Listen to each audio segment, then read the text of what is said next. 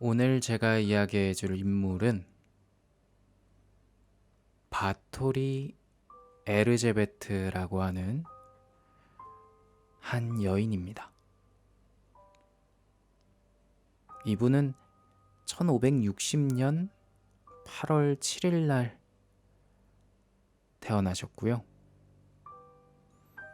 에르데이 공국 니르바토르 출신입니다.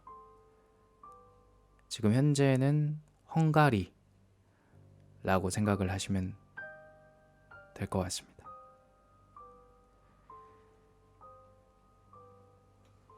이분은 우선 우리가 흔하게 알고 있는 뱀파이어, 흡혈귀, 드라큘라라고도 하나요? 그 세 가지가 다른 건지 똑같은 건지는 전 잘 모르겠습니다. 만약에 다른 거라면 미안하고요. 어찌됐건 뱀파이어, 흡혈귀, 드라큘라, 이 피를 이렇게 흡혈을 하는 그거를 그냥 다 통칭해서 흡혈귀라고 하죠. 그 흡혈귀의 거의 원형, 그러니까 1세대라고 표현을 하는 게 맞는 것 같아요. 그래서 이분은 어떤 사람일까? 근데 여러분들이 이름을 딱 듣고 나서 생각나는 게 있었나요? 바토리 에르제베트. 생각나는 게 사실 없죠? 저도 공감합니다. 왜냐면 저는 여태까지 피로 목욕을 한 사람이 이 사람이라고 생각을 안 했거든요. 왜냐하면 사실 이분의 이름은 영어식 표기로 잘 알려져 있거든요.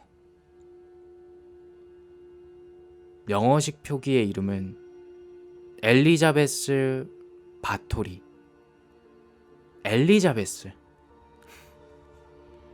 저도 그래서 맨 처음에 찾아볼 때 엘리자베스로 찾으려고 했는데 웬 다른 이름이 나와서 이분은 누구지? 했는데 이게 표기식의 차이로 이런 일이 발생을 했더라고요. 아무튼 어찌됐건 올바른 표기는 바토리 에르제베트다. 그래서 이 인물에 대해서 본격적으로 알아보면 일단 이 인물은 상당한 명문 귀족의 딸이었어요. 이 인물은 있잖아요. 1560년 트란실바니아 지방의 명문가인 바토리 가문의 딸로 태어났습니다. 어린 시절에 이 바토리 가문은 에르데이 공작이라고 하면 모르죠. 폴란드 리투아니아의 왕으로 말해도 모르죠. 바토리 이슈트반 씨 모르죠.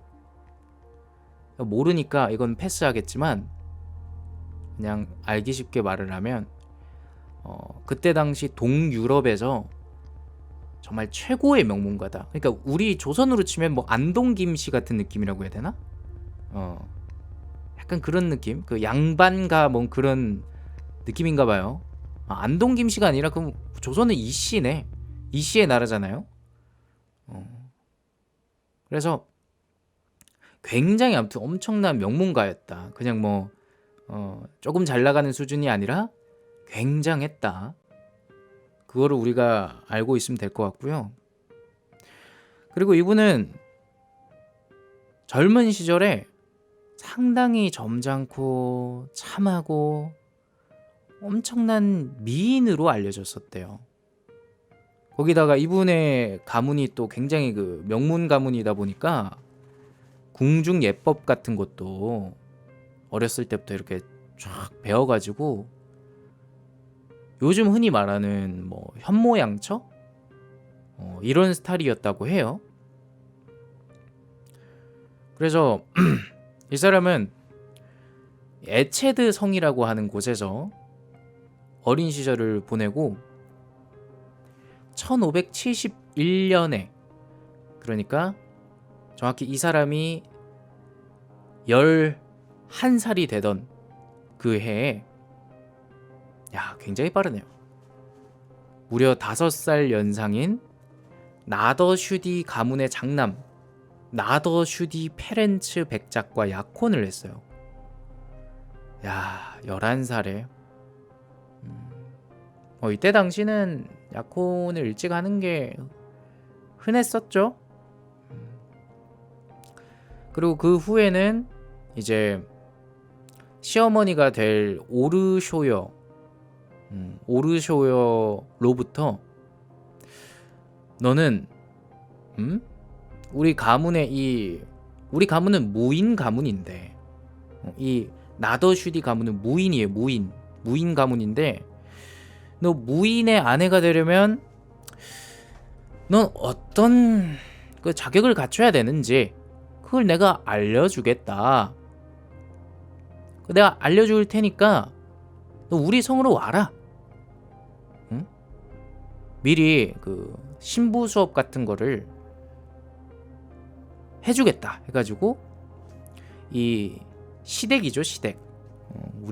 우리 말로 그냥 편하게 표현하면 시댁인 샤르바르 성으로 보내줬어요. 작가님, 왜 벌써부터 그렇게 시집살이를 먼저 하나요?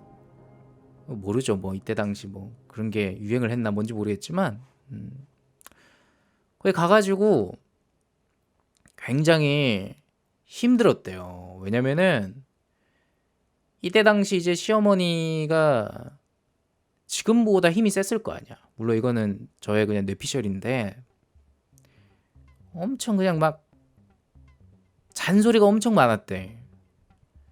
이 시어머니인 오르쇼여 이 여사님은 굉장히 또 엄하고 빡빡한 사람으로 유명해가지고 이 어린 엘리자베트한테 엄청 잔소리를 많이 했대요. 막 뭐 야, 너 수건을 왜 각 잡아 안 개냐, 막 그릇 왜 뽀득뽀득 소리 안 나냐, 뭐 진짜 뭐 젓가락이랑 숟가락 놓는 각도가 왜 이러냐. 물론 젓가락 숟가락 안 썼겠지만 이런 식의 그 되게 자질구레하게 잔소리를 엄청 많이 했대요. 그래도 뭐 어쩌겠어요. 이 가문과 가문 사이에 이런 약혼이 이루어지면 사실 뭐 결혼까지 해야죠. 그래서 1575년에 약혼자였던 나더슈디 페렌츠 백작하고 결국에는 결혼을 했어요. 그리고 이때 무려 그 결혼식장에 세상에 결혼식장에 하객이 4,500명이 참석했어요. 4,500명. 이게 얼마나 말이 안 되는 거냐면, 여러분 생각해보세요. 4,500명이면 결혼식장의 이 그 스케일이 어느 정도인지 알겠죠? 사실 200명만 돼도 엄청 많은데 4,500명. 그래서 뭐 그때 당시 엄청난 가문과 이 가문 사이 결혼이니까 뭐 정말 온 동네 이 좀 자리 좀 한다 하는 사람들 다 왔겠죠. 근데 이때 당시 참고로 말하면 제가 아까 말씀드렸듯이 이 에르제베트는 굉장히 명문가인 바토리 가문의 딸이었잖아요. 바토리 가문. 그래서 이 바토리 가문이 이 남편 그 가문보다 일단 더 엄청났고, 그리고 더군다나 이때 당시엔 신분제가 있었기 때문에 에르제베트가 남편보다 신분이 더 높았어요. 작가님, 근데 거기 가서 시집살이 했어요? 아이, 뭐 몰라요. 뭐 사정이 있었나 보지. 뭐 아무튼 그래가지고 그때 당시에 원래 결혼을 하면은 성을 남편 성을 따라갔잖아요. 근데 결혼을 하고 난 후에도 바토리라고 하는 성을 그대로 유지했다고 해요. 굉장히 이례적이죠. 그만큼 사실 엄청난 사람이었다. 이 엄청난 가문의 딸이었고. 그래서 그러면은 뭐 별로 행복한 결혼이 아닌 것 같은데요. 결혼 생활은 잘했나요? 저도 그런 의문이 들었어요. 근데 이 남편과 굉장히 알콩달콩했는지 1575년에 결혼을 해가지고 결혼 생활을 하다가 이 1585년을 시작으로 1585년부터 1598년까지 무려 자녀 5명을 낳았다고 해요. 굉장하죠. 5명이면은 뭐 엄청납니다. 엄청나요. 어떻게 나왔을까? 물론 뭐 옛날에는 지금보다 출산을 많이 하니까 나름 흔하다고 볼 수도 있겠지만 5명 낳는 거는 힘들어요. 그쵸? 왜냐면은 배가 부른 세월이 벌써 5년이잖아. 대충만 잡아도 10개월이라고 가정한다고 해도 50개월인데 사랑이 없으면 못했겠죠. 그래서 이 인물의 지금 생애를 이렇게 보다 보니까 굉장히 뭐 무난하잖아요. 뭐 결혼 생활도 잘하는 것 같고 또 뭐 신분이 더 높음에도 불구하고 뭐 시엄마 밑에서 뭐 예절 교육도 받고 되게 무난무난하다. 근데 왜 피로 목욕을 한 여인이 되었을까? 궁금하죠? 안 궁금하다고요? 궁금할 거예요. 왜냐면 나는 궁금했거든요. 원래 보통 그런 이상한 짓을 하는 사람은 뭐 어렸을 때부터 좀 뭐 사이코 기질이 있었다거나 뭐 좀 사고를 쳤다거나 보통 그 흔한 그 영화 스토리 있잖아요. 막 명문가의 딸인데 알고 보니 막 사이코패스여가지고 막 이것저것 죽이고 다니는데 이제 가문의 힘으로 숨겨주고. 근데 너무 정상적이야. 자, 그럼 지금부터 왜 이 인물이 그러한 짓을 하게 됐을까에 대해서 한번 서서히 한번 살펴볼게요. 서서히.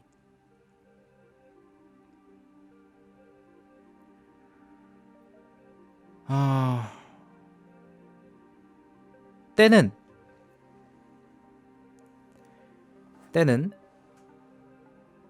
1593년 경 1593년 경으로 보면은 이때 당시에 전쟁이 벌어지고 있었어요. 대튀르크 전쟁이라고 하는 전쟁이 정확히 1591년부터 1606년까지 계속되었는데 이때 당시 이 전쟁이 이 에르제베트 씨가 머무는 이 영지에서 이렇게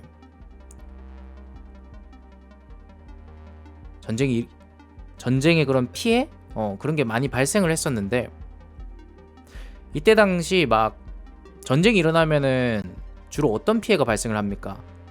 남편이 다 죽죠.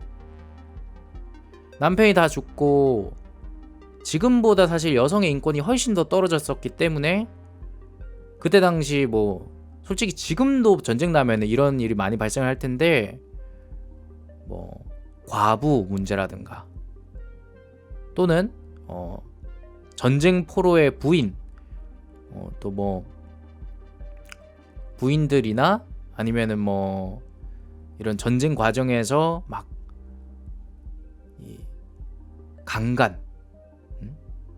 강간으로 인한 뭐 피해자들, 이런 사람들이 굉장히 많이 발생을 했었어요. 그러한 상황에서 참고로 이 에리자베트는 이러한 피해자 여성들을 대표해서 이 나라와 나라 간에 사절을 주고받는 그런 일에 참여를 하면서 굉장히 사실 이로운 일을 했었어요. 굉장히 하기 힘들죠, 사실. 지금도 하기 힘든데 이때 당시엔 더 하기 힘들었을 거예요. 원래 다른 사람을 위해서 나선다는 게 엄청 힘들거든요. 작가님, 아니 이 사람이 나쁘게 된 이유를 알아보기로 해놓고 왜 이걸 또 말해주나요? 더 극적으로 보이려고. 왜 이렇게 착한 사람이? 자, 그래서 하나의 이야기를 더 했고, 이제 정말 그럼 이렇게 착했던, 착하고 인품이 뛰어나고 막 우아하기도 하고 이런 사람이 왜 그랬을까? 제가 봤을 때 그 시작은 1604년 때는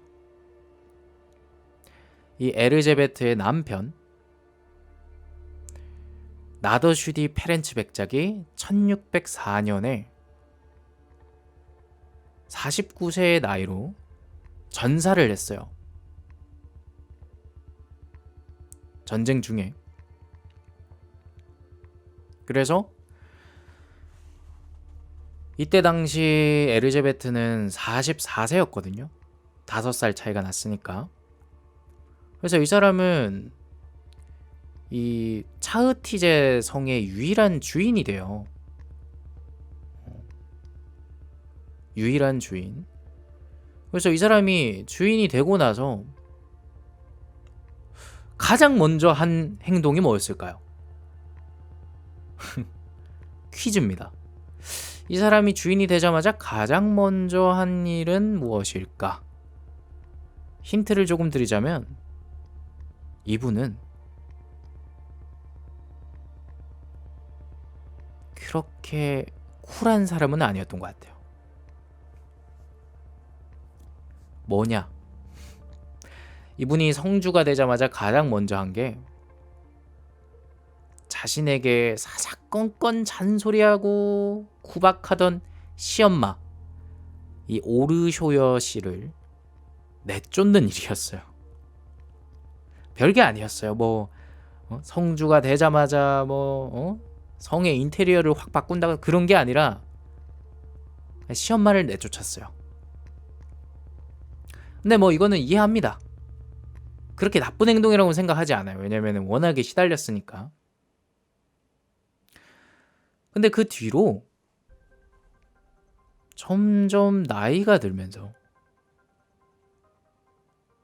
점점 늙어가니까 이분이 어렸을 때부터 엄청 예뻤잖아요. 그러니까 이런 게 조금 더 있었던 것 같아요. 어렸을 때부터 엄청 예쁘고 그랬으니까 자신의 외모에 대한 그런 자부심이나 이런 거 엄청 강했을 텐데 이제 어쩔 수 없이 나이가 먹으면은 이제 피부가 점점 노화되잖아요. 그러니까 이 노화되는 거를 지켜보면서 되게 예민해진 거야. 여러분도 그렇잖아요, 사실. 이렇게 말하면 안 되나? 사실 여러분뿐만이 아니라 세상의 모든 사람들이 노화되는 거를 그렇게 쉽게 받아들이긴 쉽지 않죠. 남성들로 치면은 만약 탈모가 된다. 그러면 그날부터 완전히 이제 신경질적이 되는 거거든요. 뭐든지 예민해져. 생각해봐요. 머리 한번 감았는데 머리카락 한 200개씩 빠져 있으면 그 정상적인 사고가 되냐고 이게. 아니 방 청소를 한번 했는데 머리카락이 한 100개씩 빠져 있어. 그러면 이게 사람이 스트레스로 거의 미쳐가는 거거든요. 그래서 아무튼 이 에르제베트가 주름이 자꾸 많아지고 그러니까 점점 신경질적으로 변해갔는데, 어느 날 시녀가 이 에르제베트 성에, 이 에르제베트가 살고 있는 성에 그 시녀가 에르제베트의 머리를 이렇게 빗겨주고 있었어요. 싹싹 싹싹 빗겨주다가, 그런 거 있잖아요. 머리 이렇게 빗다 보면 엉킨 머리 그런 거 있잖아. 그래서 그거를 빗어야 되니까 이렇게 좀 세게 이렇게 빗질을 했나 봐. 그래서 탁 했는데 이게 좀 고개가 많이 이렇게 당겨졌어요. 이렇게 이렇게 됐어. 이렇게 됐어. 그때 너무 화가 난 거야. 왜? 이건 내 추측인데, 이게 날 무시하나? 나 늙어간다고 이게 이제 또 시녀는 젊었을 거 아니야. 그러니까 이게 날 무시해? 해가지고 시녀의 뺨을 때렸어요. 확 휘갈겼어. 그게 엄청난 이 인생의 터닝 포인트가 되면서 확 달라졌거든요. 이 사람의 삶이. 왜냐? 이때 당시에 이 에르제베트가 손에 반지를 끼고 있었어요. 근데 이 반지 낀 손에 뺨을 후려 맞으니까 여기에 이 시녀의 얼굴에서 난 피가 묻은 거야. 피가 이렇게 촥 하면서 이렇게 반지로 이렇게 반지 낀 손을 이렇게 뺨을 휘갈기니까 그때 이렇게 피가 나면서 피가 에리자베트한테 튀었어. 촥 하면서 촥 튀었어. 근데 이게 뭐 그때 당시에 왜 그랬는지 모르겠지만 피가 튀고 나서 나중에 핏자국을 닦았어요. 바로 닦진 않고 나중에 닦았는데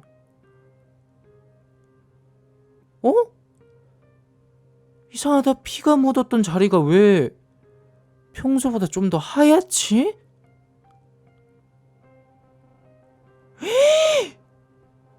이거? 이 피가, 이 어린 이 시녀의 피가 내 노화를 막아주는구나. 내 젊음을 되찾게 해주는구나. 그때 당시 그리고 시녀는 처녀였거든요. 그냥 어렸을 때부터 그렇게 했겠지. 그래서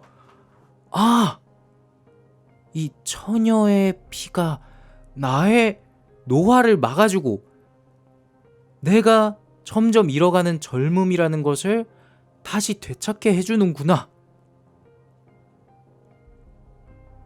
라고 생각을 해가지고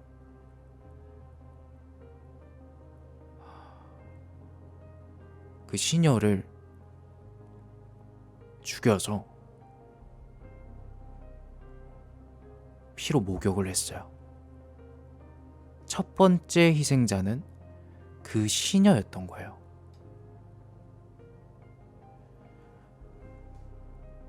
근데 여기서 이 에르제베트가 그만뒀을까요? 아니죠. 한 번으로 되겠어요? 이제 알아버렸는데? 아니, 정확히 말하면 알아버린 게 아니죠. 생각이라는 게 그렇게 박혀버렸는데, 생각이 한번 딱 고정이 되면 바꾸기 쉽지 않잖아요. 그것도 자기가 눈으로 뭔가 목격을 한 거라서 기분 탓이었는지 뭔지는 모르겠지만 자기가 볼 때는 실제로 피가 묻었던 자리가 좀 더 하얗게 보였기 때문에 그리고 그때 당시는 지금보다 과학기술이 또 발달이 안 됐으니까 진짜 맞는 것 같잖아. 그걸 주변에서 뭐 말할 사람도 없고. 그래서 이 에르제베트는 근처에 이제 농민들의 딸들한테 요즘 일자리 구하기 힘들지 않냐? 내가 그 마음 안다. 일자리를 주겠다. 응? 내가 청년 실업을 해결하겠다. 일자리 줄 테니까 성으로 와라. 일도 편안하다. 내가 시엄마 밑에서 시집살이 힘들게 해봐서 안다. 나 그렇게까지 깐깐한 사람 아니다. 내 성으로 와라. 이런 달콤한 말로 꼬셔서 어떤 행위를 했냐면 굉장히 좀 잔인합니다. 이 잔인한 부분 듣기 싫다. 잠시 음소거하는 걸 추천합니다. 이 에르제베트는 이 성으로 들어온 이 농민들의 딸들한테 어떤 짓을 했냐? 일단 옷을 다 벗기고 강제로, 당연히 강제로죠. 강제로 철새장 있잖아요. 철새장에 가두어가지고 천장에 매달았어요. 되게 잔인하죠. 이 매단 다음에 또 그냥 그랬던 게 아니야.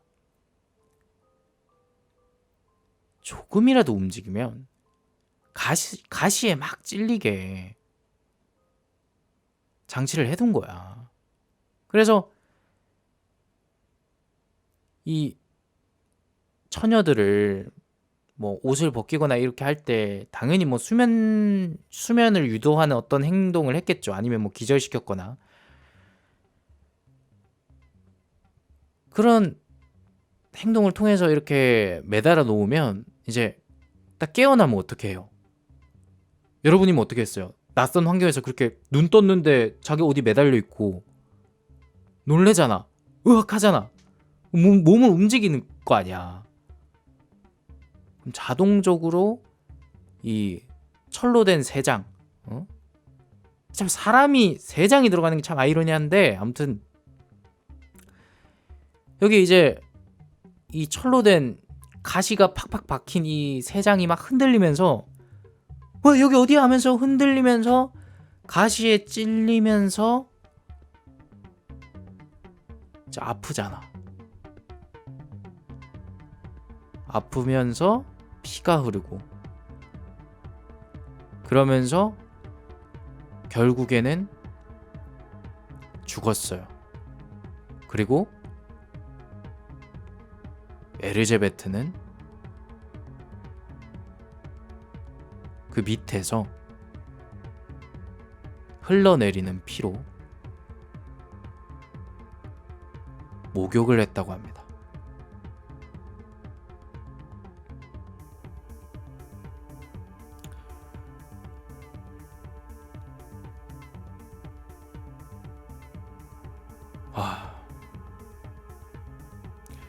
그리고 그러면은 굉장히 많은 시체가 생겼을 거 아니에요? 이 농민들의 딸들이 또 얼마나 많을 거야. 일자리도 준다고 하는데 진짜 많이 왔겠죠. 그리고 평소에 이 에리제베트라고 하는 사람이 나쁜 사람으로 알려져 있던 사람이 아니란 말이야. 막 피해자 여성들을 대표해서 막 사절도 주고받고 했던 사람이란 말이야. 어떻게 보면 여자들한테 되게 인기가 있었을 거란 말이야.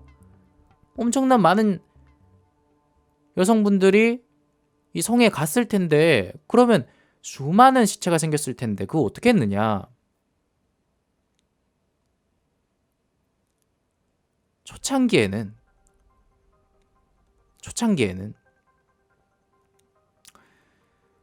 이 피로 목욕을 하고 남은 시체를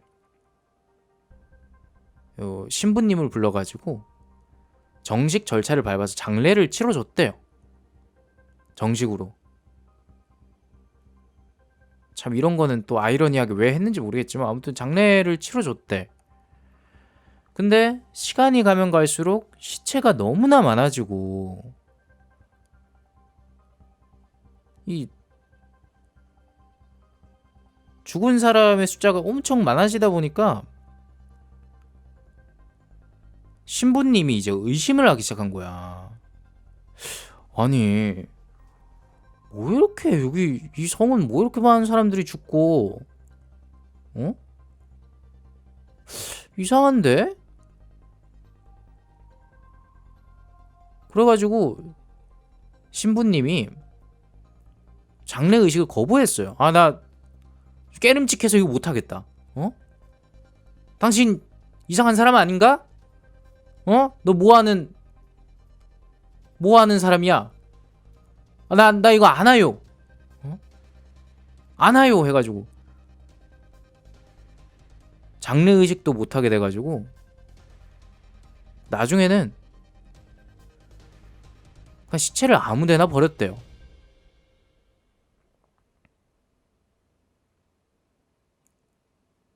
그래서 이렇게 아무데나 버리고 장례도 치르고 했던 그 피해자들의 숫자가 이 당시에 에르제베트가 또 일기를 썼었거든요. 진짜 이렇게 보면 미친 사람이지. 그냥 이걸 일기를 썼어. 그 일기를 토대로 사망자가 추산이 되는데 추산되는 사망자가 총 612명이라고 합니다.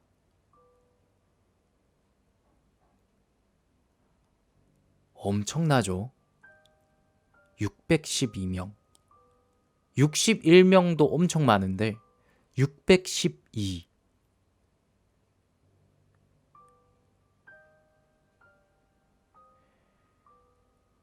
이렇게 잔혹한 행각이 계속 이루어지다 보니까 이제 점점 마을에 처녀들이 없는 거야. 그리고 이제 꼬리가 길면 잡힌다고. 이상하게 이상하다. 우리 딸들이 뭐 옆집에 김영감, 이영감 뭐 다 아유 이상하지 않아? 우리 딸들이 성에 들어갔는데 왜 연락도 안 되고 형씨는 연락 받았어? 물어보면은 거기도 연락이 안 된대. 하나같이 다 안 된대. 그래서 이제 마을에도 소문이 퍼진 거야. 야, 뭔가 이상하다. 우리 딸은 저기 보내지 말자. 그런 소문이 이제 돌아가지고 주민들이 이제 더 이상 성으로 딸을 안 보내. 취직시켜준다 해도 안 보내.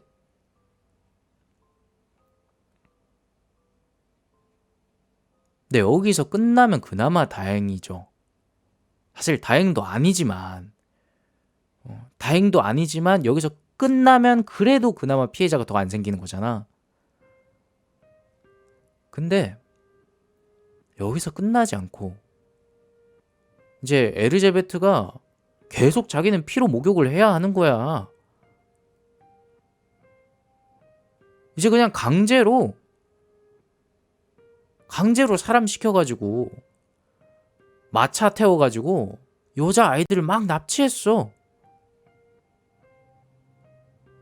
막 납치하니까 이제 뭐 진짜 여자 아이들이 없는 거야. 이제 진짜 농민들 딸들이 이제 뭐 거의 없어. 야, 그러면 이제 피를 얻을 데가 어딨나? 하고 보니까 그래, 평민들 딸들이 없다면 귀족의 딸도 있잖아 하는 생각이 들어서 귀족의 딸들한테까지도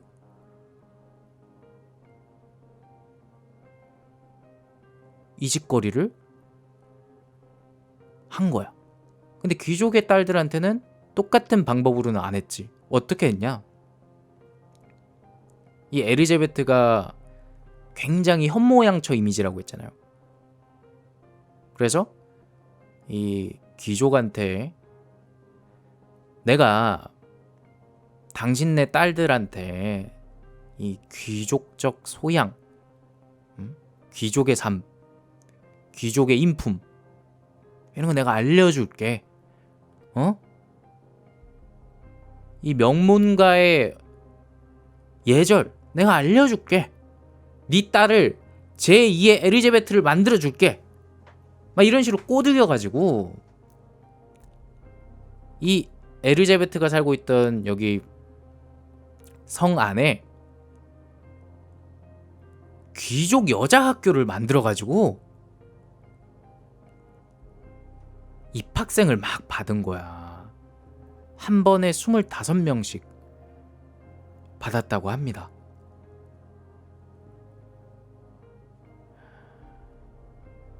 근데 이게 이제 화가 된 거지. 어떻게 화가 됐냐? 근데 작가님, 왜 이제서야 화가 됐나요? 농민들의 딸들이 이제 씨가 마를 정도로 없어졌으면 그때부터 화가 됐어야 되는 거 아닌가요? 이미 꼬리가 너무 긴데요? 라는 생각이 들 수 있잖아요. 근데 왜 귀족 여학교를 설립하고 입학생을 받으면서 그 이후에 이렇게 화가 됐냐면, 사실 당시에 있잖아요. 당시의 시대상을 우리가 좀 알고 가야 돼요. 당시는 이 평민들은 귀족 입장에서 보면은 딱 이 정도 수준이었던 거야. 그냥 뭐 벌레나 동물보다는 위에 있지만 벌레나 아니면은 뭐 돼지 뭐 이런 거보다 위에 있지만 막 내가 아끼는 말 막 그런 게 있잖아요. 되게 사치성이 좀 있는 좀 비싼 동물들, 그런 것보다는 사람이 더 못한 거야, 그때 당시에는. 그래서 평민들이 아무리 죽어나가도 별로 이렇다 할 문제가 없었어, 소름 끼치게도. 근데 이제 이 엘리자베트가 귀족의 딸들한테까지 이런 짓거리를 하니까 팡 터져버린 거지.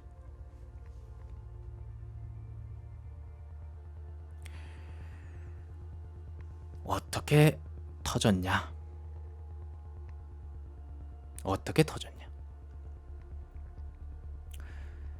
이때 당시 이건 내 추측인데, 일단 터진 그 시작점이 뭐냐면,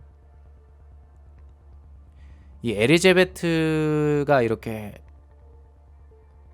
어떻게 보면은 뭐 입학생을 받는다고 했긴 했지만 그 다음 과정은 사실 강제로 했을 거 아니야, 뭔가 나쁜 행동들을. 근데 그 수많은 사람들 중에 한 명이, 꼭 영화에서 보면 이런 거 나오잖아, 극적 탈출. 실제로도 이루어진 거야. 극적으로 묶어놨던 게 좀 낡았는지 뭔지 모르겠지만 탈출을 해가지고 외부에 신고를 했어. 근데 사실 농민들의 딸들은 탈출 한 번이라도 안 해봤겠어요? 내가 봤을 때 했을 것 같아. 근데 거기서 뭐라 하는 거는 내가 봤을 때 입김이 약해서 말도 안 믿어줬을 것 같아. 사실 못 믿지. 어떻게 보면 엘리자베트 이 사람은 엄청 명문가의 사람이고 그렇잖아요. 진짜 뭐 생판 이 당시에 진짜 평민의 취급이 귀족 입장에서는 말보다 못한 취급이었는데 그 평민이 하는 말을 믿겠어? 안 믿지. 안 되다가 이제 이 귀족의 딸이 이렇게 탈출해가지고 외부에 신고를 하니까 이거는 진짜 그런가 보다 해가지고 그 뒤에 이제 군대가 들어가서 검거를 했지. 에리제베트를. 그래서 이 에리제베트는 결국 연쇄살인범으로 정식 기소가 되어가지고 1611년경에 재판을 받았는데요. 진짜 이때 당시 얼마나 이 사람이 어마무시한 사람이었는지 참 체감이 되는 게 재판장에 출석도 안 했대요. 왜? 내가 어느 가문 사람인데 니네 누군지 아나? 그걸 했던 거야. 내가 거길 왜 가? 니네가 뭔데 날 판단해? 출석도 안 했대요. 그리고 참 그런 게 뭐냐면 이때 당시에 참고로 이런 범죄 행각을 에리제베트 혼자는 못했죠. 굉장히 수많은 사람들을 희생을 시켰으니까 같이 한 사람들이 있었어. 이를테면 이 에리제베트 성의 집사 그리고 하녀들 같이 한 사람이 있었거든. 물론 뭐 엄청 자의적으로 하진 않았겠지. 사실 뭐 거의 협박 반이었겠지만 이 사람들이 전원 사형에 처해졌거든요. 에리제베트 성의 집사나 하녀들이 전원 사형이었어요. 전원. 근데 그 시대 법률이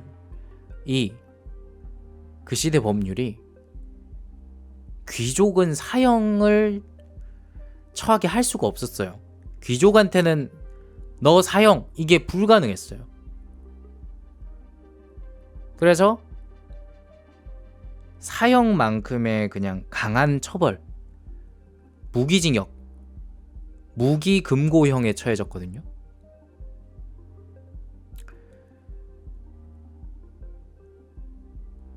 무기금고형에 처해지고 나서 이제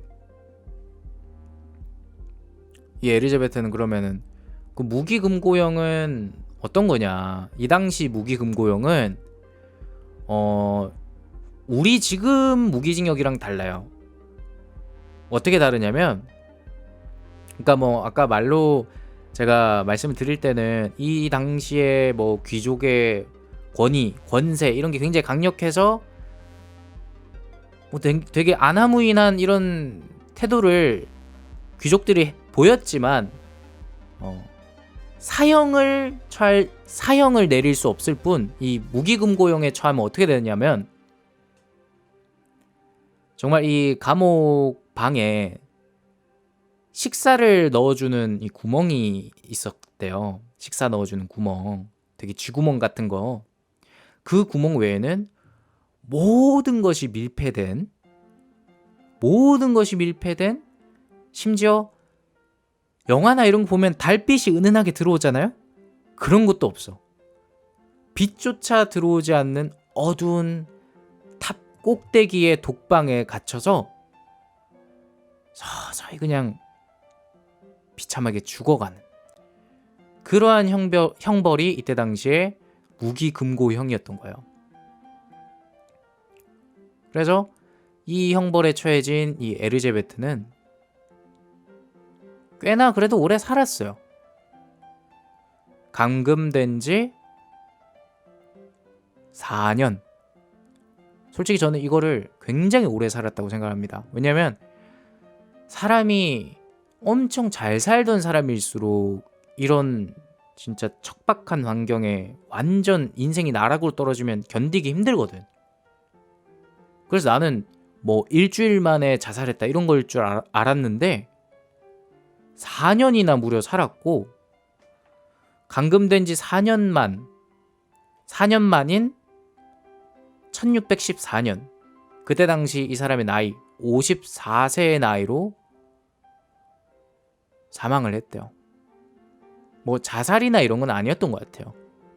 왜냐면 그러한 말이 써져 있지 않고, 그리고 이때 당시 54세면 꽤 오래 산 거예요. 지금보다 평균 수명이 훨씬 더 짧잖아요. 그래서 이 사람의 무덤이, 참고로 그때 당시 자신의 성 부근의 그 교회 쪽에 있었었는데, 어느 시점에서 이 에르제베트의 고향으로 이장이 되었거든요. 그 이장되고 나서 어디로 갔는지는 알려지지 않았대요. 알려지지 않았대. 근데 그러고 나서 이 스토리가 끝나면 이거는 그냥 진짜 흔히 말하는 광녀라고 하죠. 한 광녀의 그냥 광기 어린 미친 살인 행위로밖에 안 되는데, 이 사람이 죽고 나서 하나둘 의혹이 생겨요. 그 의혹 중에 하나가 어떤 주장이 나왔냐면, 사실 이 에르제베트는 살인마가 아니라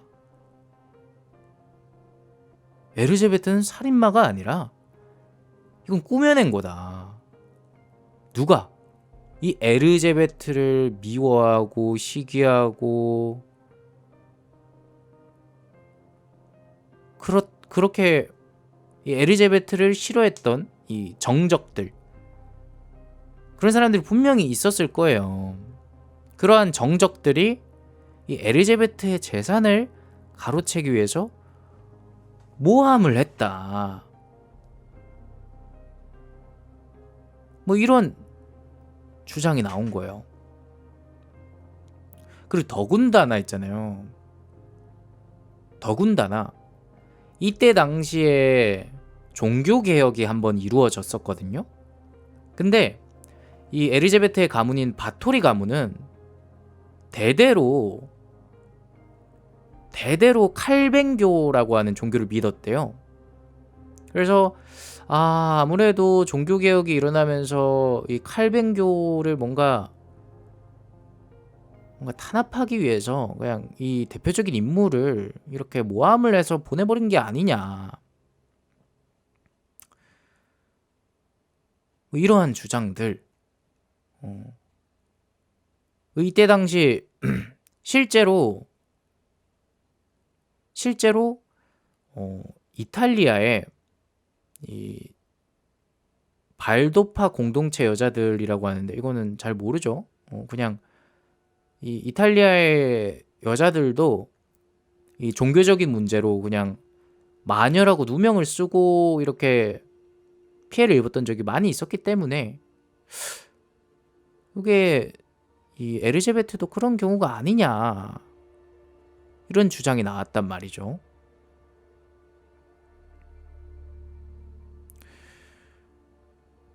그리고 또 다른 사람들은 이런 말을 또 했어요. 그래, 에르제베트 그래 살인을 했을 수도 있지, 살해했을 수도 있어. 근데 이때 당시 16세기 초부터 과부, 상속녀, 노파, 또 정치적으로 수세에 몰렸던 이 에르제베트 같은 귀부인, 이런 사람들을 습격하고 모함해서 마녀로 몰아 죽였던 일들이 매우 빈번했기 때문에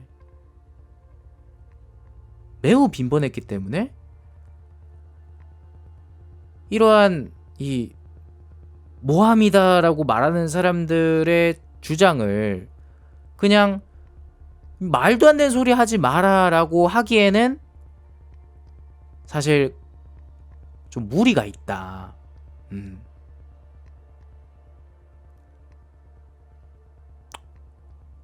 그러한 의견도 있었다.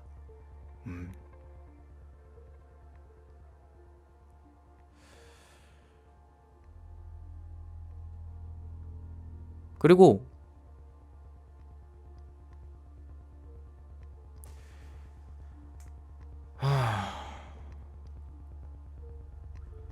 뭐 추가적으로 그러면 엘리자베트가 죽고 나서 뭐 땅은 어떻게 됐어요? 이런 거 되게 궁금하지 않아요?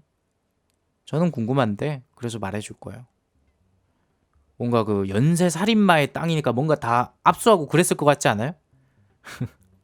이때 당시는 또 국가가 좀 뭔가 강제적으로 할 수 있는 게 있잖아. 이렇게 나쁜 짓 한 사람 다 압수해야지 뭐 이럴 수도 있잖아.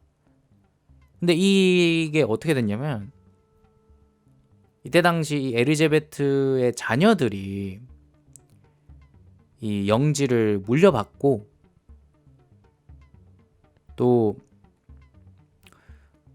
반역을 하거나 뭐 그런 게 아니기 때문에 그냥 연쇄 살인, 여기 표현에는 사실 단순 연쇄 살인이라고 되어 있는데 좀 그렇네요. 뭐 어찌됐건 이때 당시 그냥 이거는 뭐 반역죄나 이런 게 아니기 때문에 그 사람 죽인 거지 않느냐, 당사자만 처벌하자 이래가지고 그냥 당사자만 처벌하고 여기 이 가문 사람들 있잖아요. 이 가문의 사람들은 그냥 평범하게 잘 살았고 그 귀족의 신분을 유지하면서 잘 살았고 아직까지도 수많은 이 또 자손들이 있을 거 아니야. 아직까지도 귀족으로 살아간다고 해요.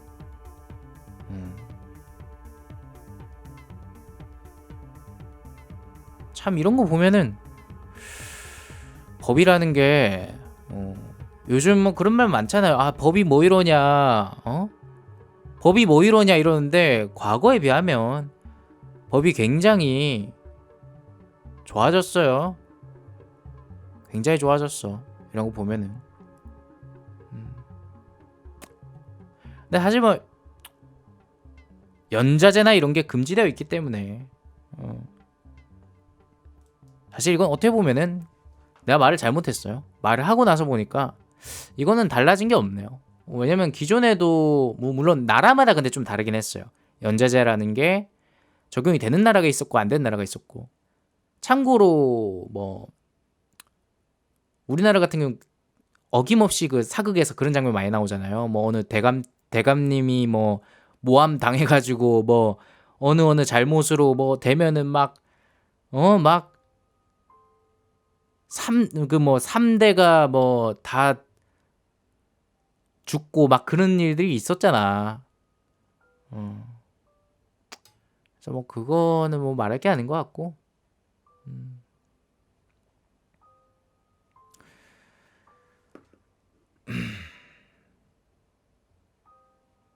근데 여기서 또 그 의혹 중에 하나를 제가 또 하나 말씀드리고 싶은데, 이때 당시 그 재판 기록이 있을 거 아니에요. 왜냐면 재판을 했으니까 기록이 있겠죠. 그 재판 기록에는 보통 구체적으로 어떠어떠한 잘못을 했고 어떠어떠한 범행 내용이 있고 뭐 이러이러해서 이러이러했다 이런 게 정확하게 명시가 되는데, 이상하게 이 엘리자베트의 재판 문서에는 오직 이 여자는 마녀다, 마녀다. 이런 연쇄 살인을 한 그냥 마녀다. 마녀기 때문에 종신 구구명을 선고했다라고만 기록이 돼 있는 거예요. 되게 이상하죠?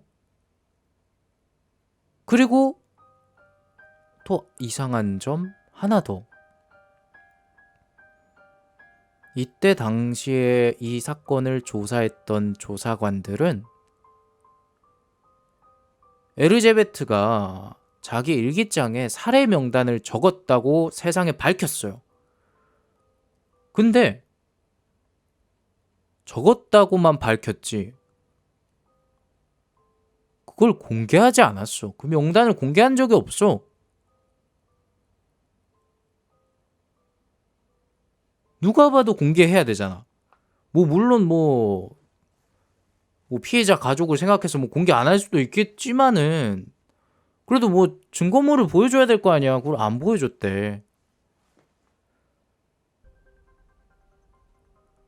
그리고 또 하나 의심스러운 게 이 에르제베트의 시녀들 있죠. 시녀들. 에르제베트의 시녀들은 이 범죄에 가담을 했으니까 그러한 명목으로 재판 전에 화형을 당했거든요.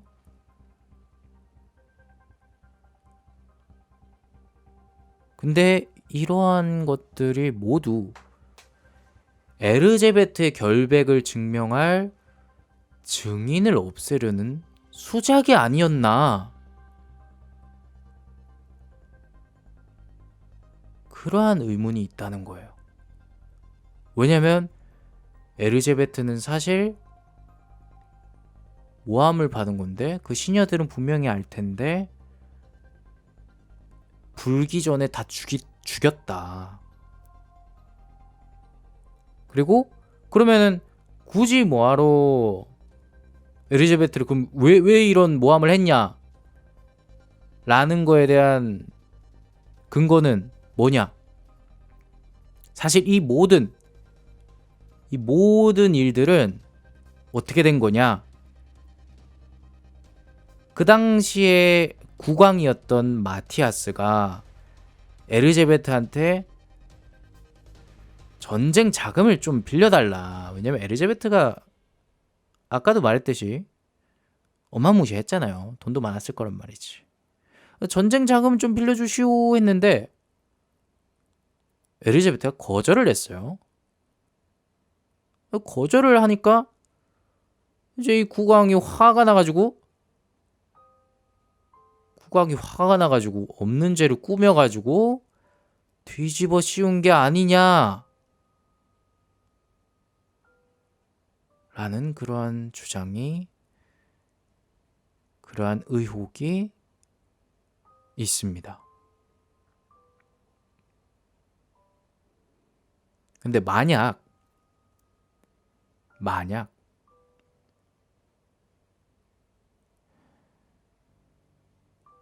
있잖아요.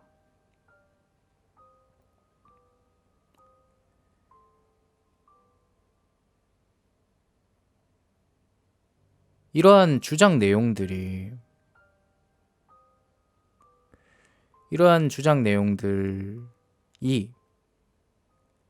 실제 이 재판 내용하고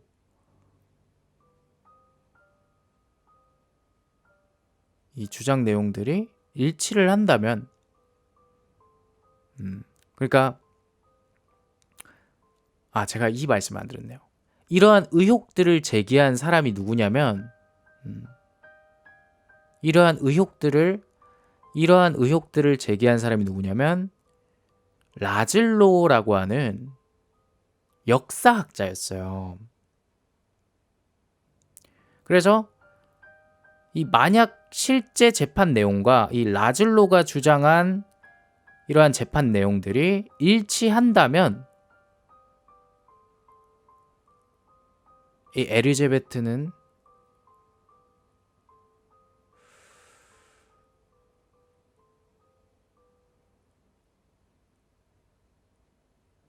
알고 보면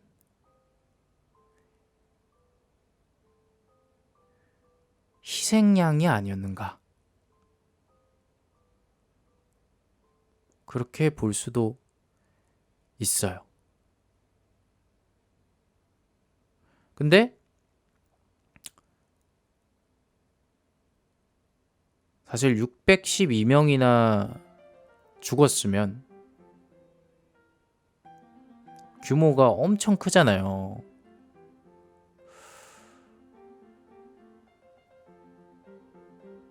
이 내용이 이게 재판 기록에 없다는 게 아까 제기했던 의혹 중에 그 재판 내용이 없다고 했잖아요. 재판에는 그냥 마녀라서 그렇다라고 돼 있었는데 그게 그냥 너무 말도 안 되니까 야 이거는 기록으로 남겨놔도 후대에서 믿지 않겠다. 이거는 이거 내 손자 손자의 손자의 손자 손자 손자 손자 손자가 보기에는 뭐 무슨 재판 문서에 이거 뭐 말도 안 되는 얘기를 써놨어 이럴까봐 안 써놨다. 그냥 은폐를 했다 라고 보는 경우도 있고 아니면 진짜 이 역사학자 라즐로가 제기한 의혹이 진짜여서 재판이나 이런 것들이 다 진실이 아니었기 때문에 기록도 그렇게 이상하다. 그래서 그렇다.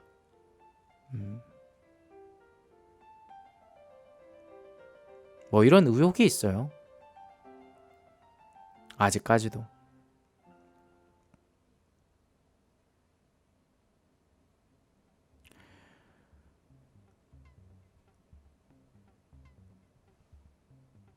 되게 끔찍한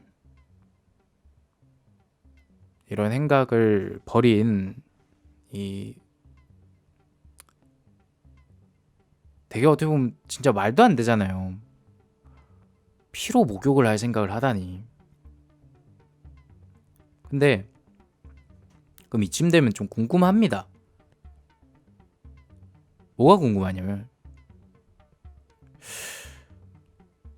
아니 이 여자는 진짜 일단 이거 만약 진짜라면 미친 건 맞는데 이건 확실하게 미친 건 맞는데 이게 가능한가? 왜냐면 여러분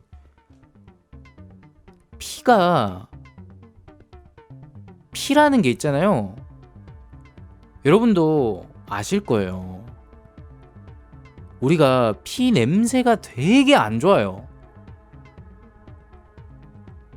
피 냄새가 되게 안 좋아.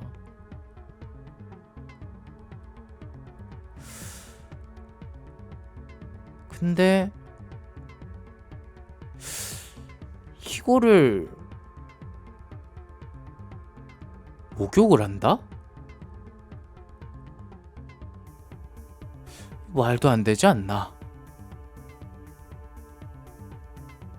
거짓말 아닌가? 그래서 이러한 생각들 때문에 사실 지금까지도 계속 이제 이 사람 피해자다. 이게 말이 되냐? 무슨 피로 목욕을 하려면 일단 성인 한 명한테서는 피를 완전히 째도 5리터밖에 안 나온대요. 근데 욕조는 5리터로 택도 없잖아. 욕조에 우리 물 받아봐요. 그 거의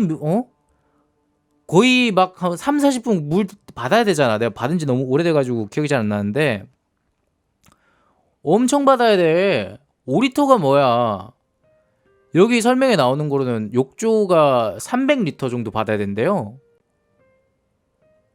그럼 이거 진짜 말이 되냐고. 말도 안 되고 그리고 심지어 피는 되게 굳잖아요.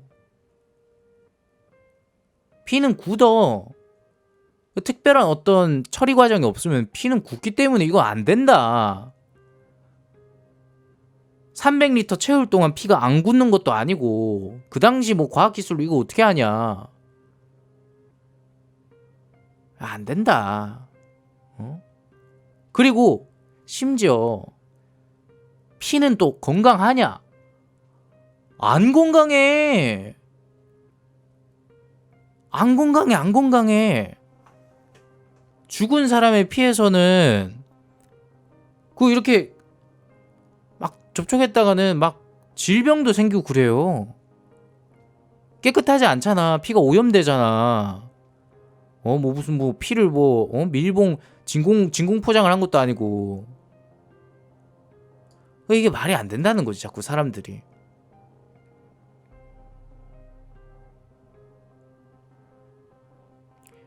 근데 뭐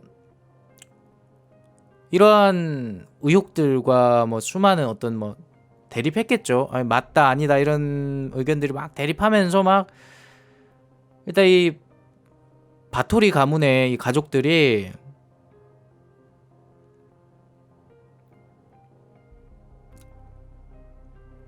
어떤 행동을 했냐면 탄원서는 제출했거든요. 탄원서는 제출했어. 탄원서가 그러니까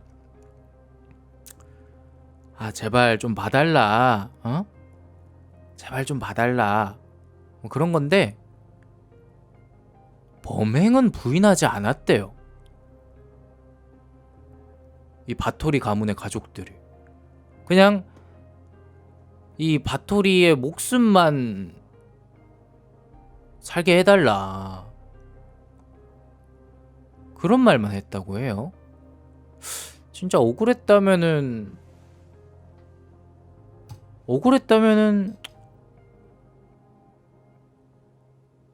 죄가 없다라고 했을 법도 한데. 그래서 계속해서 우리는 의혹이 증폭되는 거죠. 진짜로 뭐 죽였냐 안 죽였냐가 계속 증폭되는 이유가 다 있어.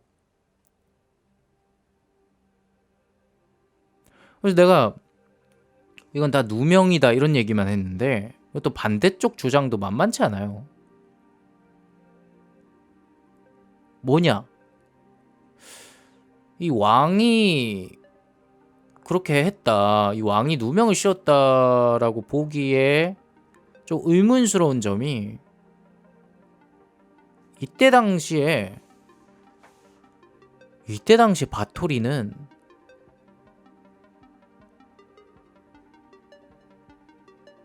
사실 남편을 잃었었잖아요. 남편을 잃었었고 우리는 돈이 많은 줄 알았지만 사실 그때 돈에 쪼들렸대요. 그리고 그럼 말이 되냐 하는데 이게 뭐 복잡한 뭐 그런 게 있나 봐. 그 가문의 많은 재산의 공식 주인이 아니었대. 정작 명의를 뭐 남편이 뭐 다른 사람으로 해놨나? 죽기 전에. 아무튼 공식 주인이 아니었대요. 그럼 공식 주인이 누구냐? 정작 남편이 죽고 나서 그 재산들은 아내한테 안 가고 자녀들, 특히나 이때 당시엔 또 아들이 많이 이렇게 가져갔잖아요. 아들의 소유가 많이 있었고,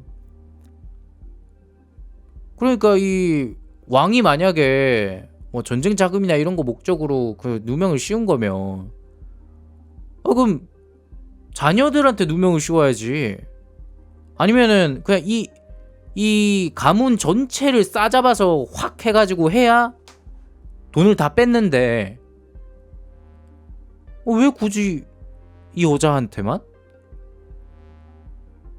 그렇잖아요. 왜냐면 봐봐, 정작 이 여자 잡아가지고 재산 몰수도 못했잖아. 이때 당시에 법이 반역을 저지른 것도 아니니까 그냥 그 사람만 처벌하고 끝났잖아. 결과적으로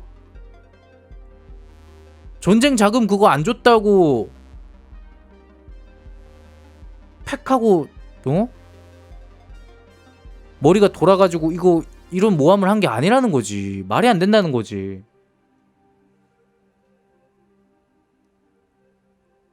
그리고 제일 중요한 게 아까도 말했듯이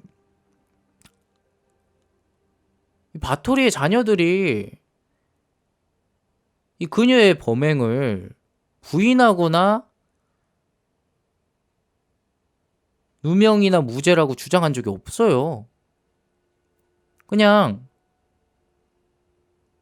제발 제발 그냥 좀 봐달라 이런 식으로 그렇게 했다는 거예요.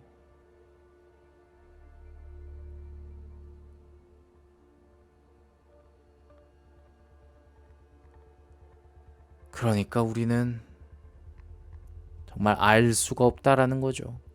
이렇게 보면 저 말이 맞는 것 같고 이렇게 보면 저 말이 맞는 것 같은데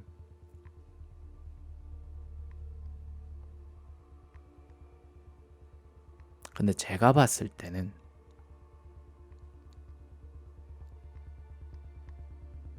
이 612명 그게 좀 과장된 것일 수는 있으나 나는 맞는 것 같아요. 이 사람은 연쇄살인마가 맞는 것 같아. 왜냐면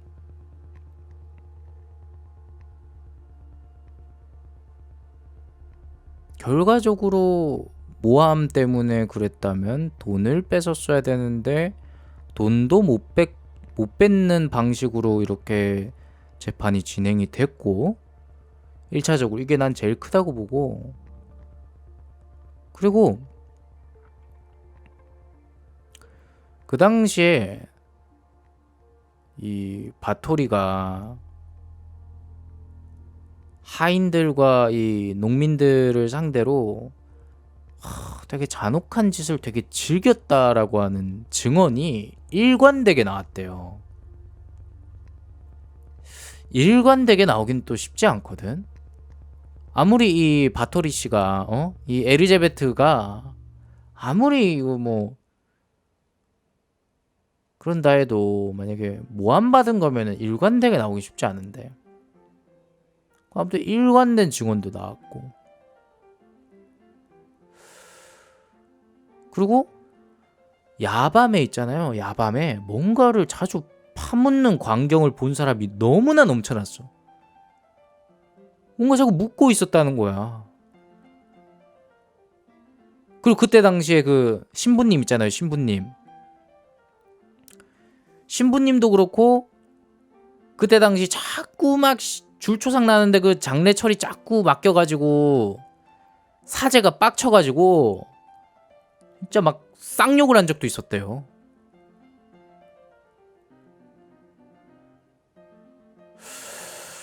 그래서 이런 거 보면은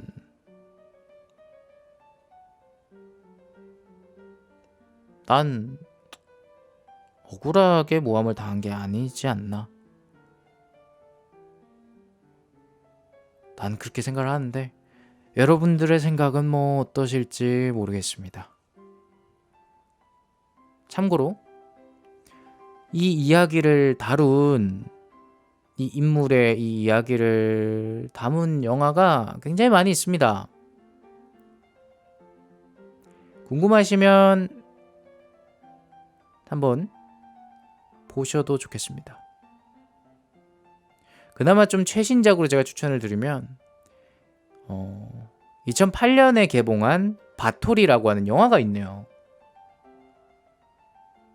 바토리라고 하는 영화가 있는데 이 영화에서는 약간 바토리는 억울하다 이런 식의 느낌으로 만들었고